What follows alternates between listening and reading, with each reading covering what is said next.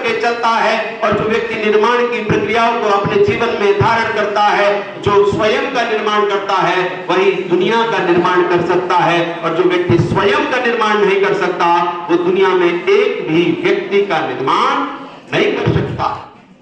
हम बात करते हैं समाज की, राष्ट्र की, समाज के जो रह रहे व्यक्तियों की। जो मां निर्माण अपना स्वयं करेगी तो वो अपने पुत्र का निर्माण कर सकती है। अगर वो मां स्वयं का निर्माण नहीं कर पाएगी तो वो अपने पुत्र का निर्माण कदापि नहीं कर सकती है। इसलिए निर्माण की प्रक्रिया जब हम देखते हैं, और निर्माण की प्रक्रिया में एक शब्द आता है जिसे प्रेम कहते हैं, और प्रेम वही है जो दूसरों से किया जाता है ना, ये गलत है। प्रेम वो है जो स्वयं से किया जाता है, और जो व्यक्ति स्वयं से प्रेम नहीं कर सकता वो दुनिया में किसी से प्रेम नहीं कर सकता। कैसे?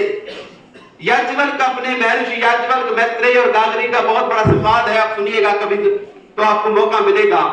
वो कहते हैं कि व्यक्ति अगर स्वयं से प्रेम नहीं करता है तो वास्तव में मां अगर स्वयं से प्रेम नहीं करती, अपना ध्यान नहीं रखती है, तो अपने पुत्र से कदापि प्रेम नहीं करती। लेकिन अगर मां स्वयं से प्रेम करती है तो वो अपने पति से भी प्रेम कर सकती है, अपने पुत्र से भी कर सकती है, अपने हर व्यक्ति, समाज के व्यक्ति से कर सकती है। लेकिन प्रेम को आज हमने एक अलग रूप दिया, वासनाओं का रूप दे दिया। लेकिन प्रेम तो देने का नाम है। उस मां से पूछ के देखिए जिस मां ने अपना जीवन, जो यौवन था, जो जवानी थी, वो सारी की सारी अपने पुत्र के निर्माण में दे दी। उसने कभी पूछा कि मैंने तुझे ये दिया? नहीं।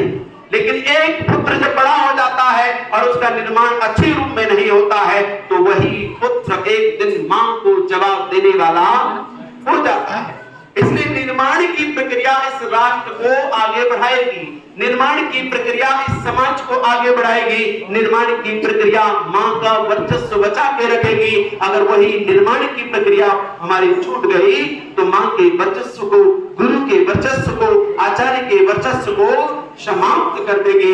इसलिए निर्माण की आवश्यकता है और यह संगठन निर्माण कर रहा है। और निर्माण की प्रक्रिया जहां जहां हो, आप सब अपने कंधों से कंधा मिला करके ऐसे संगठन के साथ खड़े होंगे तो आपको भी उस संगठन के साथ खड़े होने पर आपको गर्व होगा। इसलिए ऐसे व्यक्तियों के समूह के साथ जुड़ना चाहिए जो विद्वत मंडल हो, ऐसे व्यक्तियों के साथ जुड़ना चाहिए जो धार्मिक हो, ऐसे व्यक्तियों के साथ जुड़ना चाहिए जो राष्ट्र हित में काम करना चाहता हो। ऐसे व्यक्ति के साथ जुड़ने मात्र से ही आपको पुण्य मिलते हैं। इसलिए व्यक्ति को अपने पुण्यों को, प्रतापों को बढ़ाना चाहिए और वह केवल और केवल कहां हो सकता है? काव्य फाउंडेशन में।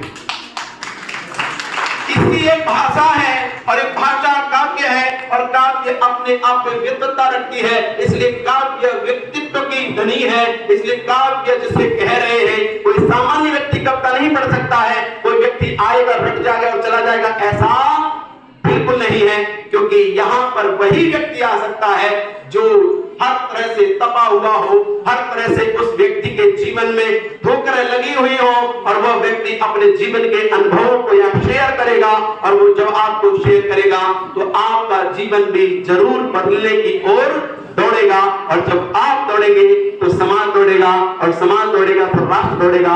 इतना ही कहकर के वाणी को राम दूंगा। ओम आपका